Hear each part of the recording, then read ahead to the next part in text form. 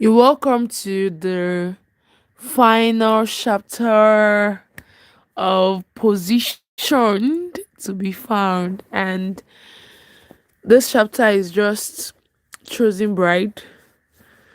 Yes, choosing what next.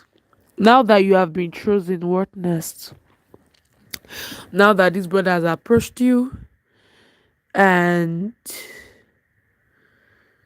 he has come to make his intentions known to you that he wants to live in you, and so shall it be in the name of Jesus. Ladies, this book would bring men, would bring your spouses to you in the name of Jesus, because God has bettered this book for a great revival, for great testimonies among Christian single ladies, and your testimony will be part of it in the name of Jesus.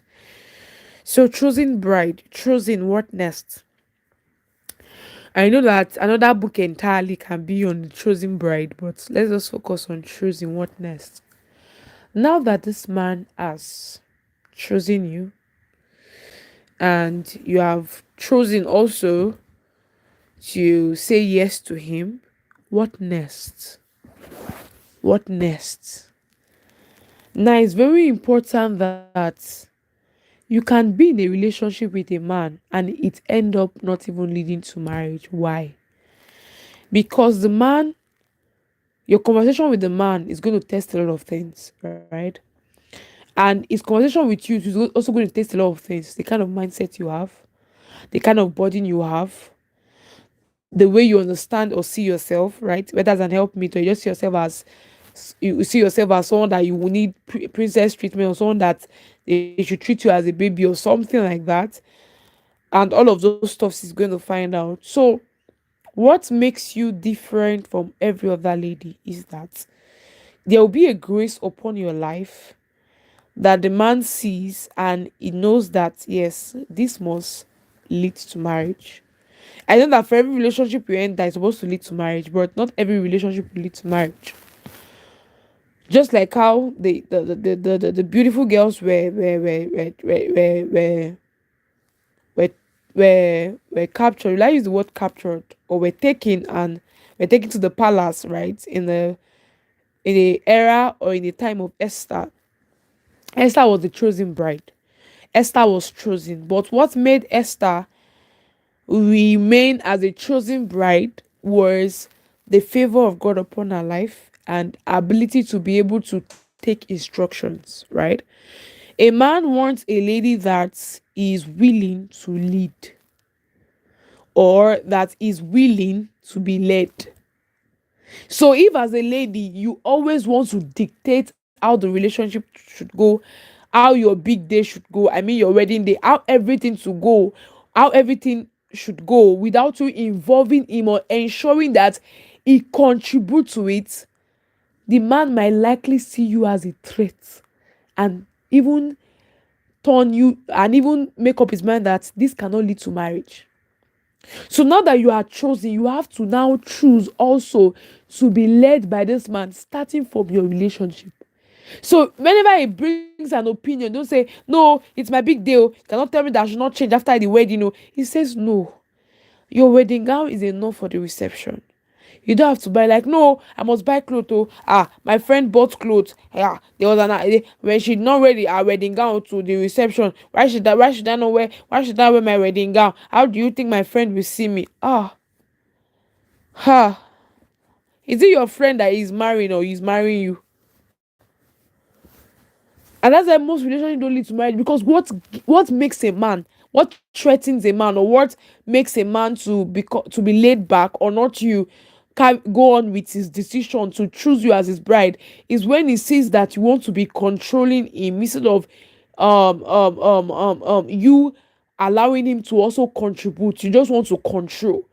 You just want to control. You just feel that you know what is right. You just feel that yes, he should always take your opinion without you understanding whether he even has an opinion.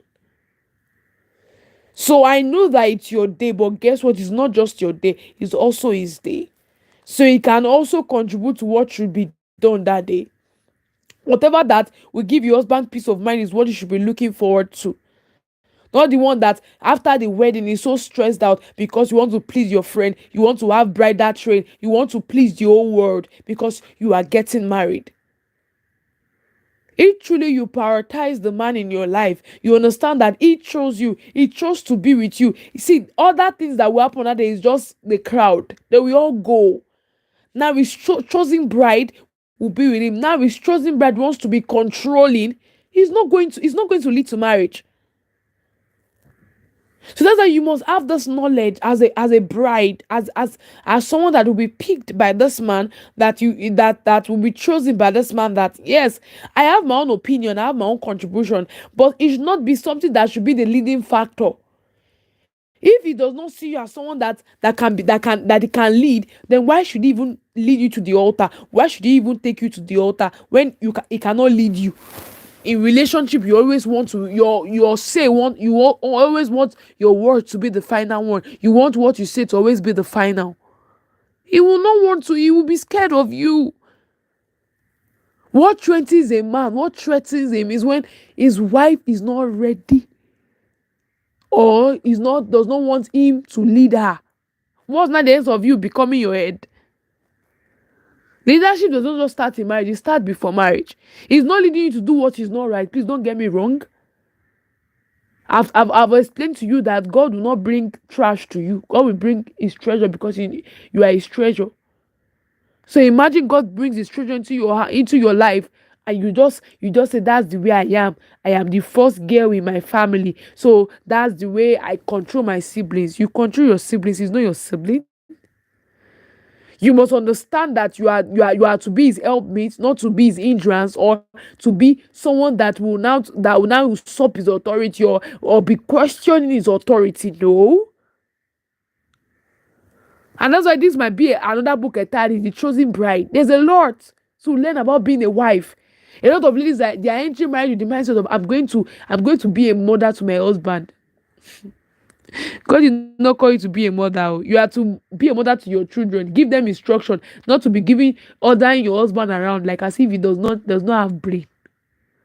And some ladies will say, "Oh, so I should not order him around, but he should be ordering me around."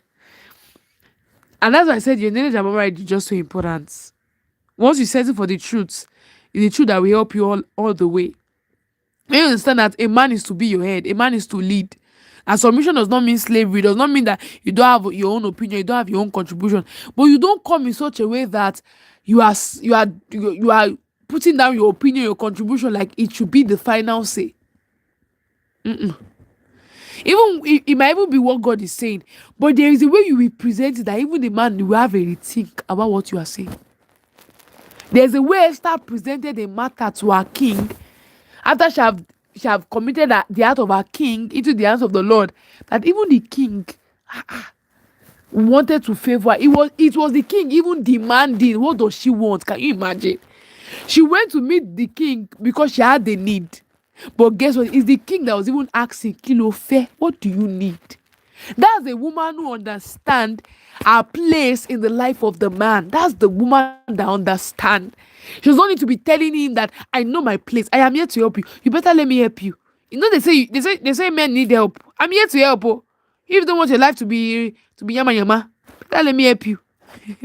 It go shock you that the man go tell you, say, oh yeah, I don't need you, but yeah, come and be going to your parents' place. I don't mean when you're married to him. I mean before you even get married. He's saying that I cannot settle for this kind of woman. Eh? Yeah. I've seen a man who said, okay, let me never say a man. Okay, let me say a man. I don't want to give too much details because there are people that are very close to me. I've seen a man who said when he was cutting his wife did some things and she walked out on him. He began to ask, am I ready to get married to this woman? If a woman can walk out on me, now that I'm not married to her. I don't know his other thoughts, but he thought that the thought that were running through his mind was, am I sure that I can marry this lady? Like, he was not too sure. Even though he heard God, like he heard God straight, direct, precise. He heard God that was his wife, but Her character, her actions was making him to doubt if he truly had God, or not like if he truly had God, if he could actually do life with her, not knowing that the woman actually had the woman had the spirit of God. So when the woman got home, the Lord rebuked her for doing that, and she said as soon as it was daybreak, she went to go and she went to his house to apologize. She went to his house to apologize. She was sorry, even though God has confirmed to the man that that's his wife, right? But thank God for the step she took again, in order for him to confirm that truly she has the spirit of God in her. So it's not like your husband is looking for someone that is perfect, but a woman that is ready be be by the side of a man, will be ready to walk by the spirit of God. Because your man will be flawed, you're also going to be flawed. It's two flawed people, imperfect people that are coming together. So what makes the journey to become a journey of perfection is when you both are yielded to the spirit of God. Therefore, you both to be perfected, really. But if you've not understood what it means to be led by a man, or for a man to lead you, because you're not the kind of person that even you to your father instruction, you will have difficulty in even taking the instructions of your husband. You have difficulty because right from time you don't listen to your father's instruction, you feel, oh, I'm a big girl, I'm a big girl, I'm a big girl. You cannot do big girl in marriage. You two people cannot stay at the steering. No, one person has to stay there, and that person has to be by the side. So if you two of you are dragging the steering, it's going to be commotion, it's going to be trouble, it's going to be disastrous. So when God is saying the man is to be the head, the woman is to submit, is an order. God is saying this is what will bring order in marriage. But what is causing chaos now in marriage is because the woman wants to lead as the man too wants to lead, and that's what is causing issue. You can be a leader at work, you can be the boss at work, but you cannot be the boss at home. It's the truth. No matter how we sweet talk this thing and say, oh, women want to be sidelined, they want to be doing this. When you shall know the kind of man God has led you to, you know how God positioned you for this man. You know how you should submitting with him, because you know that your father gave him to you, or gave you to him, and is accountable to your father. But a lot of ladies, they have issue with submission because they even know that the way they even got married to the man God is questionable. You carry your load inside poly bag, you went to meet the man. How will you submit to the man? A man that you were, I don't want to even say too much in this chapter. I'm just here to just let you know that you can be a chosen bride and yet still not be taken to the altar. Why? Because of, now he has chosen you, like he has seen you from afar, right? He has chosen you. Now he's in a relationship with you. Now what he sees now in that relationship, I'm not saying pretend to be who you are. Be who you are. Build your marriage on transparency. Be who you are. Just be who you are. Don't pretend to be who you are not. That's me. That's one thing about me and I know it's the grace of God. I don't try to pretend, try to talk the way I don't talk when I'm with a brother, or try to smile the way I don't smile. I even remember a particular brother that I know that, yes, this person is the one God has for me.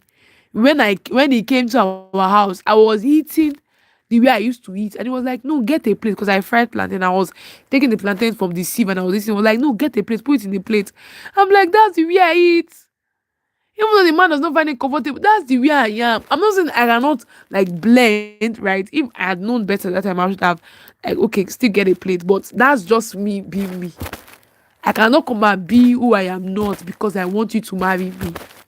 But at the end of the day, you will not be with the person that I am faking to be. You will be with the real me. So why can't I just be real for once? Real in the relationship. I pretend I speak English, that I'll be like, oh yes, oh okay, okay, yeah, I get it, okay, oh yes, oh yeah, yeah, we could go, yes, we can get the gown, yeah, oh yeah, yeah, my your tone changed entirely. Is that how you continue in marriage? It will be, yeah.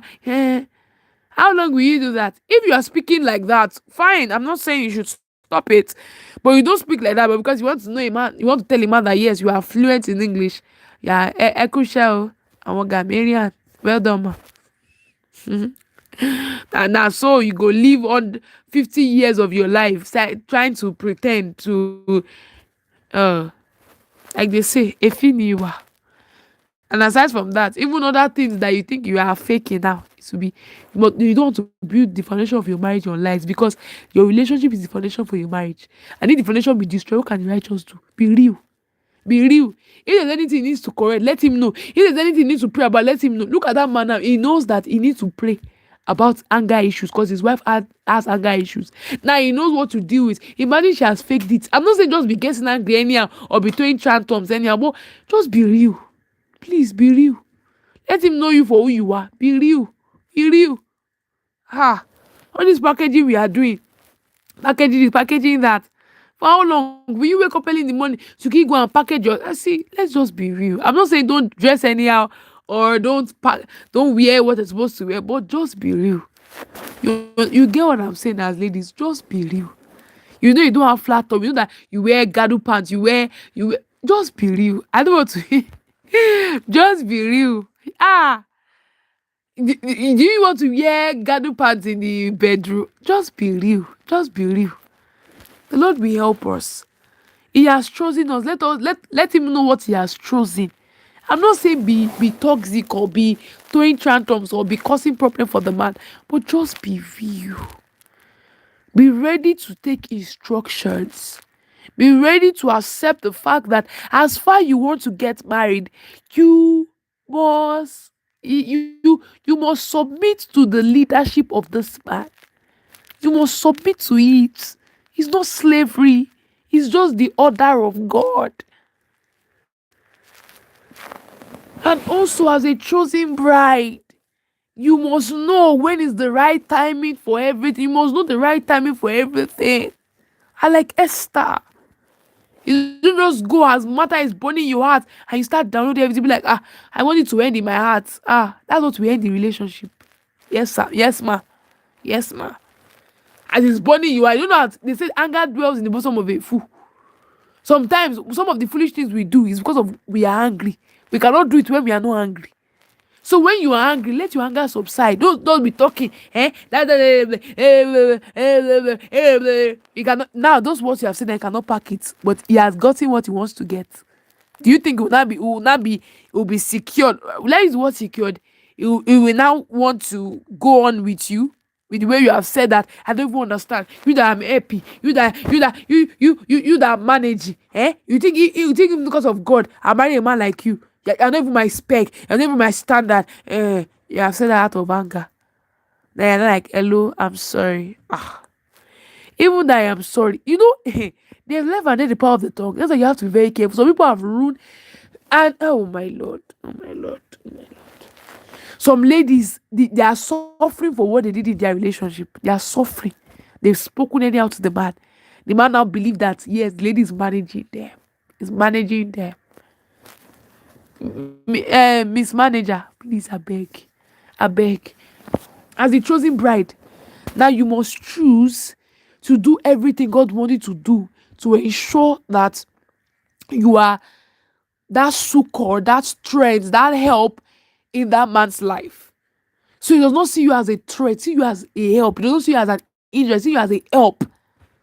I pray the Lord will help every godly single ladies, not just to be chosen, but to ensure that they do what's next after being chosen. I pray that the Lord will help us in the name of Jesus. And if the Lord want me to do a book in audio form about chosen bride, definitely, why not? I will. Right? So God bless you. And please share it with every Christian single in your space. And I give God all the glory for this wonderful book. And I know that it will set us free, it will liberate us, and it would cause us to not miss out on God's plan for our lives or lose what God has given to us because of our inability to understand what God wants us to understand, even as a chosen bride. Pray the Lord will help us all in the name of Jesus. God bless you and have a wonderful day.